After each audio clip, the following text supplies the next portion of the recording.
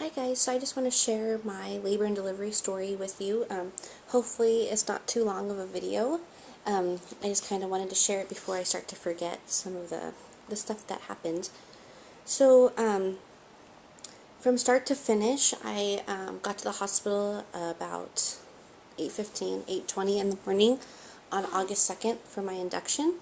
And we had to wake up really early and we had to take the girls, our big girls, to my brother's house and drop them off. And that was really hard for me because we've never really been away from our girls.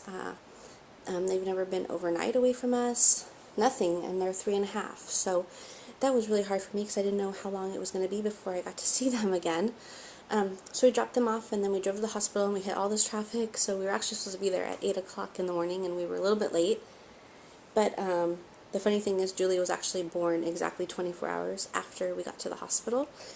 So we got there and it kind of took a little bit of time for them to kind of get everything started because, I don't know, it just seems like hospitals run on their own time. They had me change, they had me get the monitors on to watch her. They were a lot more careful with me just because I was a VBAC, and they made me sign like some paperwork stating that this was just a trial because any time it could turn into a C-section, and I knew all of that already. So they had me hooked up to the monitors, and I didn't realize I was going to have to be hooked up to the monitors the whole time, and that was kind of annoying and frustrating because they're so hot and itchy, and I couldn't get up. I had to call the nurse if I needed to go to the restroom, and yeah, so that wasn't a lot of fun.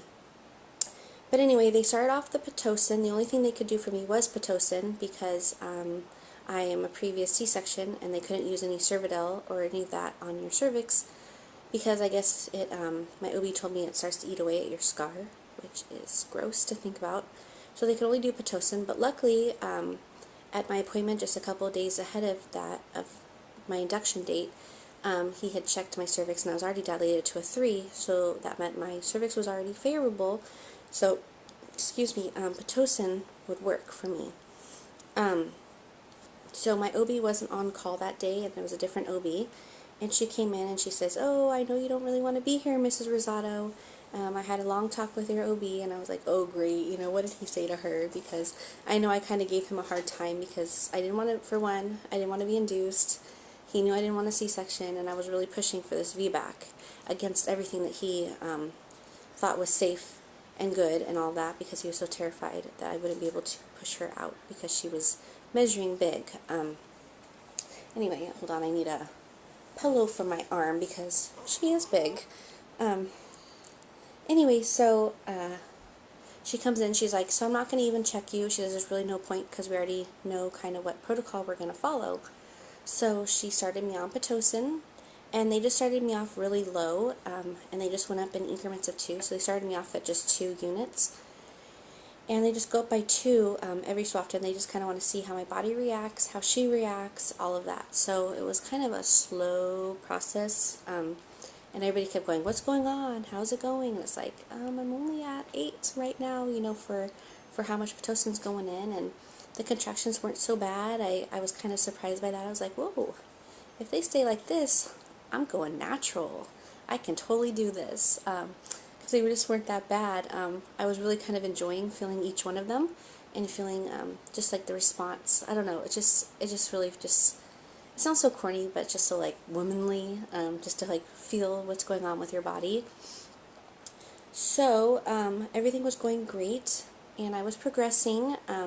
I had another OB come in and she had checked me and I was moved to about, well, she said a 5, and then I was checked again by another OB and she says, "No, more like a 4.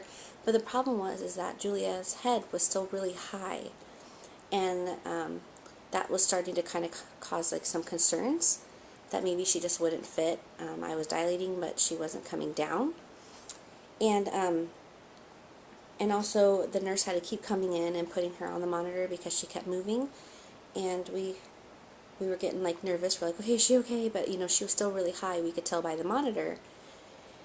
So anyway, like I said, they kept continuing to increase the Pitocin, and my contractions weren't so bad.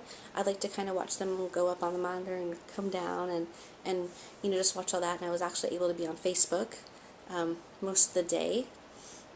And then when it got to be evening, we had a discussion about should we break my water?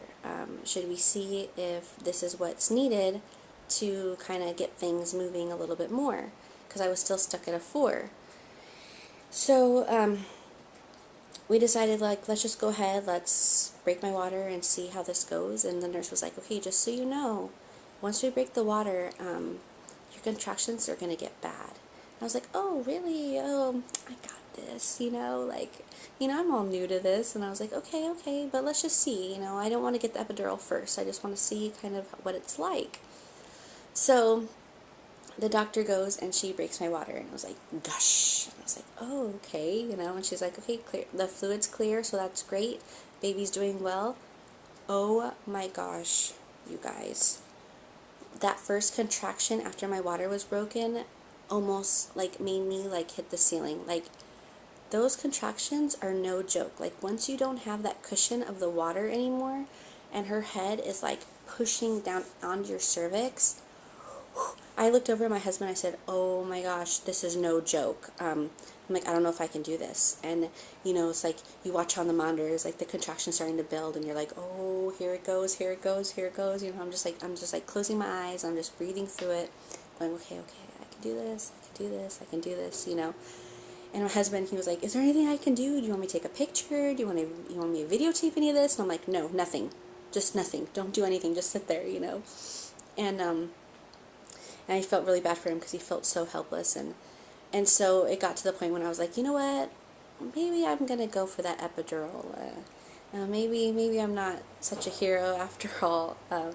They were just so intense, and Pitocin contractions are even more intense because they're put on by medication, and it's not, like, as you would call, like, natural contractions. So yeah, it was intense, and I'm happy I asked for that epidural. Getting the epidural wasn't so bad, and it was kind of strange to feel so numb. I mean, I've had a spinal when I had my C-section, and but this was like, I don't know, this was very similar but different. I didn't really like the way it made me feel when I like couldn't move my legs. I was like telling my husband, can you put my leg back up on the bed, because I felt like it was falling off, and and I just couldn't lift them. They just felt like lead, but they definitely made the contractions more bearable. But then, because my water was broken, we ran into some complications. I was laying there dozing because they were telling me, Mom, just sleep as much as you can right now, because when you need to start pushing, you need your energy. So, I'm laying there and I'm trying to rest. My husband is snoring, and my nurse comes running in the room, like just barreling in with her cell phone to her face, and she's talking to the doctor, and like it's making me tear up because it was so scary. And she was like talking about that they didn't have any trace to the baby, and I was like, oh my god, what's going on, and so, sorry, I'm so emotional still, and it was just so scary, and so she's putting oxygen on my face, and she's having me turn and turn and turn and turn, trying to get a tracing on the baby, and what was happening is that, because there's no more water, the baby was laying on her cord, and it was so scary, because it was like, you have a perfect tracing of a baby, and then you have nothing, just straight line, and it was pretty scary, and she was having like long drops, like I think one of them was like 3 minutes, and it was like just trying to get her back on. And so like once they got me moved, it's like we got her back and she got off her cord, and the doctor came in and she was like, yeah, we're not messing around with that. So we decided to do an infusion, and that is where that they put fluid back in to your uterus to kind of give the baby some more cushioning, so that during each contraction she's not laying on her cord. Oh, so scary. So they put a monitor in to check for my contractions also, and then they also put the water back in, and that felt really weird as they gushed water back in, and I could kind of feel like Julia kicking around, because I bet you it was kind of cool, cold to her. And also with each contraction, this is something I didn't know, you would like gush water. So before I was having like my before I had my epidural, it's like each contraction would just gush. And it's like, you don't realize how much water you have in there until it's like gushing out. I actually got it like all over my nurse at one point because it was just so much water. She's like, wow, you had a lot of water in there. It's like, yeah, I guess I did. And it was weird because my belly went down too because all that water was gone. So they did the infusion, and she started getting better, and we weren't having all those dips. But oh my gosh, that was like the scariest thing I've ever experienced. And of course my husband slept right through it, and he woke up and I was like, you don't understand what just happened? He was like, no, what happened? I told him. It was like so scary, and I was just imagining right then and there, they're like, okay, crash section, let's go, we're gonna get this baby out. And oh, it was terrifying, and I know my nurse got pretty freaked out too. So like I said, she started doing better with the infusion, and I'm trying to think what else happened like right after that. But they just kept watching her. What was kind of neat is that they would come in, and the nurse would have to like move the monitor down, and we could kind of start to see her like moving down. But my doctor, well, the OB came in. My doctor wasn't on until after the baby was delivered, but the doctor came in, and she was like, Amber, just want to kind of keep you, with what's going on, but you're still only at a 4. She's like, baby's still high. She's like, that's even with breaking your water. And she's like, I just don't know, like, just start to think about C-section, just start to like kind of have that in the back of your mind.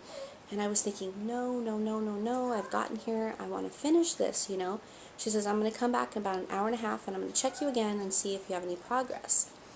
She's like, and if you don't have any progress, we're going to have to really start considering the other option. And I knew, she didn't want to say it because she knew that I was upset about it. So she left, and I just started praying. Like, I was laying in the bed, and I hear my husband sleeping, and I'm just praying, and I'm praying, and I'm praying. I'm like, God, please just let this be okay.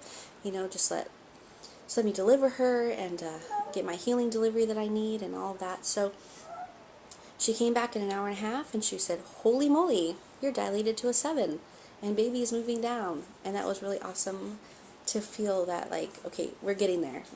I can totally rock this VBAC. So we just continued to increase the Pitocin, and then they would also decrease it at certain points. Like, they had decreased it when she was starting to have her D cells and all of that, and then they were starting to kind of increase it a little bit more. But my body was actually starting to take over at that point. Once my water was broken, I almost didn't even need the Pitocin anymore. I was having my own contractions. And so that was really cool. They were like, yeah, we can probably take you all the way down to, like, I think I was at like an 8, where I'd been up at 16. I think the max they told me was 22. So we were just kind of waiting, and they just kept checking me and watching the progress. And like I said, like, they were moving the monitor like down my stomach, and that could kind of trace like where the baby was moving, which I found was very interesting. So we got to like the morning hours, and they were like, wow, you just have like a lip left, like that's all of your cervix is just like this little lip. And they're like, but we just kind of want to let you like labor down, let your body do it, let it open on its own. And they're like, are you having any pressure? And I was like, yeah, having pressure. And then I'd even like call my nurse at one point. I'm like, I'm having a lot of pressure. And I felt like my body was pushing, and I wasn't pushing. Like, my body was doing it on its own. And so she was like, check me. She's like, yeah, baby's there. I feel baby's head like right there. So they kind of had me do some practice pushes to see kind of how I could do, like, if I was feeling enough. And I was bringing her down, and that was such a good feeling when they're like, okay, yeah, you've got this, So the doctor had the nurse work with me on pushing. They had me just pushing like on every other contraction, because they were trying to just really take it slow, just because of baby's reaction earlier, and then also just they want to be careful with my uterus and all that. So it was really hard waiting for every other contraction, because that contraction that we weren't pushing on, my body was doing all the work. Like, I could just feel it like just pushing down, and I was like, I'm not doing anything, but she's coming down. Like, I could feel it. And so once I started actually getting her to where, like, when you push and she's like right there and she's no longer going like back in, they called the doctor in, and she came in, and I'm just telling you, like, I had like the best delivery crew ever. There were 2 nurses and the doctor and my husband, and they were like completely amazing, awesome. They had my husband so involved. Like, he was down there, like, right when you could see her like crowning, like, they had him down there like looking. They like let me feel her, and I could feel her little head. And before the doctor was in there, my husband and the nurse were down there, and they're like, okay, what color hair do you think she has? Because we were curious if it was going to be like really blonde like Ava's, or dark like Leah's, or something different. And my husband was like, I see hair, Amber, but it doesn't look it looks light, but not light like Ava's, but not a lot. And I kept thinking like she was going to have all this hair, and it's like, he's like, she doesn't have a lot of hair. So, anyway, I just love that they had him so involved, and we went over like my birth plan again to make sure that like all of them were aware of what I wanted, and I wanted her instantly on me. I wanted delayed cord clamping and all of that. So, I asked the doctor like right when she came in, I'm like, "Are you okay with delayed cord clamping?" And I said, "Because I really want that." She says, "Yes, of course." And so, so anyway, so they had me start, real like the for real pushing, and I'm just telling you, ladies, like, it was the most incredible experience like I've ever had. It just was so empowering to be able to just push your baby out, and and you always think about like, okay, they usually say like the shoulders are the biggest part, so you still have like a lot of work to do after the head is out. But in my case, once her head was out, like her whole body just like slid like right out. It was actually really fast. Once I got her head, we were good, and I'll never forget like when my husband said he was like, "Oh, Amber, she's here," and it was like goosebump worthy. Just hearing the excitement in his voice and him being able to watch her be born was incredible. With a C-section, you're just behind that sheet and you don't get to see anything, and you're really like removed. But he got to like just be like right involved, and it was just amazing. So she comes out and they put her instantly on my chest, and of course they're working on her a little bit because she was a little gray and like floppy, and so they were kind of like working on her a little bit, but it was all on me, so they didn't take her away at all. And I watched, we actually have it on video, and I watched the doctor actually wait for it to stop pulsating her cord before she said, "Okay, Daddy, come over and cut the cord." And so he got to cut the cord, which he didn't get to do on our big girls, and that was really awesome. And they put her on my chest, and it was like the most magical moment ever because I didn't get to experience that with my big girls. They put her on my chest, and she's all goopy, and she's covered in all the white stuff and the vernix, and that was surprising to me because my girls were really, really covered too, and I thought, oh, it's just because they're a little bit early at 37 weeks, but at 40 weeks she was like a thick layer on her. And they put her on my chest, and she was facing this way, and my husband was over here, and I said, just talk to her, and he started talking to her, and this baby like full on like lifted up her head and turned to his voice. It was like the most incredible thing ever. And then she put her head down and she was listening to him and looking, and gosh, she was so alert, where like my girls with the C-section were so sleepy. They were sleepy and floppy, and it was so hard to get them to like wake up for feedings. She was like wide awake, and I like to say in about 15 minutes she was actually looking for the breast, which was so neat to watch her to look for that, and she latched on immediately, and she knew exactly what to do, which was my dream. So yeah, like, and then they took her to weigh her because we got our golden hour or so. Like, they didn't push me for what time frame or anything, but I had her on me for a long time, and they took her and they weighed her, and I couldn't believe that she was 9.5 pounds, 9 pounds 8 ounces, and she was 21 inches long. A big baby, and I know that my OB is going to be shocked because he kept telling me, "Amber, I know she's big," and I'm like, she's alright, like, and I got her out, no problem. She didn't get stuck, nothing. She came right out. So obviously it is true that your body knows what it's doing, and my body obviously could fit her. And there are cases where babies get stuck, but it is so very rare. And issues with VBACs are so rare. So a lot of the scare tactics are just like that. They're just scare tactics. And your body knows what to do. So that was about it. We just stayed in the hospital for 24 hours or so, and then we came home, and we have a cute video of the girls meeting her for the first time in the hospital, and they were so excited. And I was so excited to have my big girls back too. I missed them so much. I remember like 6 p.m., like, I started my labor at 8 in the morning, and then at 6 p.m. I was like telling my husband, I miss them so much, and I didn't know how much longer it was going to be, and it wasn't until the next day that I actually got to go pick them. Well, my husband went and picked them up. So anyway, that was Julia's birth story. It was a bumpy road at first, but honestly, it wasn't as bumpy as it could have been. I got my VBAC victory. I feel so complete. All of my wishes were carried through, and I couldn't have asked for like a better experience. The nurses were great, especially my delivery nurses. And the doctor who was on was awesome. Like, when she came to see me the next day, I told her, just thank you so much for listening to me and following my birth plan and all that. And she says, you know what? She says, it was all you. Like, you did an amazing job, but it also took all of them to really kind of keep me focused and keep my eye on the prize and just go on. And I did tear, but it wasn't a horrible tear, so that was good. I didn't need an episiotomy or anything, which I was kind of afraid of. The doctor was really great at stretching and massaging my perineum as this big old head was coming out, and that really helped focus me too.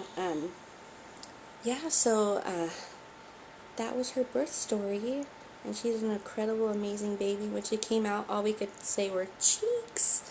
She has cheeks for days, and she has a double chin. But she's so healthy, and she's kind of a good combination of me and my husband. She looks a lot like my husband. She has like the same brow and his same nose. But when it comes down to like the shape of her mouth and like her eyes, she looks a lot like me when I was a baby. And her hair is reddish. And I'm really kind of curious to see what it turns out to be, if it's going to be like a strawberry blonde, or if it's going to go dark, or if she's going to be a redhead, because we do have red in our family, and I was really hoping for a little redhead. And it has a lot, I don't know if you can see here, but she has a lot more in the back, and not as much on the top as her sisters had. But here's our sweet little Julia. She really loves this blanket, by the way, and whenever I wrap her in it, she gets all like so sleepy and relaxed, because it's so soft and warm. Anyway, so I hope you enjoyed my story. I really appreciate all of you who followed me on my journey, and a lot of you who kept going, like, did you get your VBAC, or congratulations on getting your VBAC, because a lot of you ladies just really understand how important that is for some women to just really feel that whole, like, wholeness and that completeness as a woman and as a mom. I know for me, I bonded instantly with her, which was harder with my girls, my big girls, and I know she bonded with me instantly too. And there was just something about that whole experience with the hormones and even like the pain and